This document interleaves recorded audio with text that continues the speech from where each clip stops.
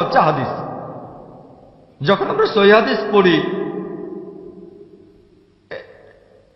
এটা আছে সহিহ বুখারীতে 1 নম্বর খণ্ড, বুক অব আজান, 111 নম্বর অধ্যায়, 780 নম্বর হাদিস। নবীজি সাল্লাল্লাহু আলাইহি সাল্লাম তিনি বলেছেন যে শব্দ করে আমিন বলো সূরা ফাতিহা শেষ হলে, শব্দ করে আমিন বলো, তখন তোমরা যদি ফেরেশতাদের সঙ্গে একই সাথে আমিন বলো, তোমাদের অতীতের সব গুনাহ ক্ষমা করা হবে। পরের হাদিসটা সহিহ বুখারী 1 নম্বর খণ্ড, বুক অব আজান, 112 নম্বর অধ্যায়, 781 নম্বর হাদিস। নবীজি বলেছেন, তোমাদের কারো আমিন বলার সময়ে যদি ফেরেশতাগণের ভেতরেও কেউ আমিন বলে, তোমাদের অতীতের সব গুনাহ ক্ষমা করা হবে।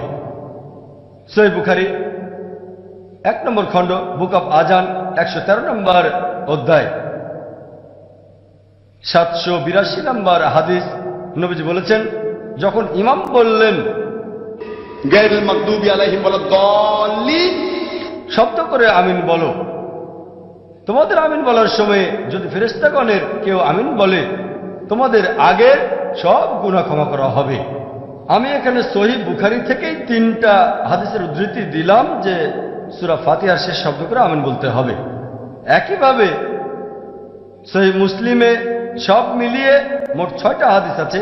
যদি সহিহ মুসলিম পড়েন 1 নম্বর খণ্ড, বুক অব সালাহ, 116 নম্বর অধ্যায়ের 811 নম্বর হাদিস থেকে 16 নম্বর হাদিস পর্যন্ত সহিহ মুসলিমে সব মিলিয়ে মোট 6টা হাদিস বলছে যে শব্দ করে আমিন বলতে হবে।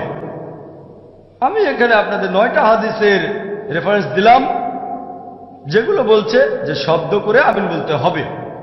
এখন আপনাদের একটা প্রশ্ন করি,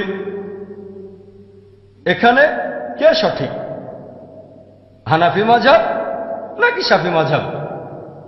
শাফি মাযহাব সহজ, যেটা কোরআন এবং হাদিসের সাথে মিলে যাবে সেটাই মেনে চলবেন।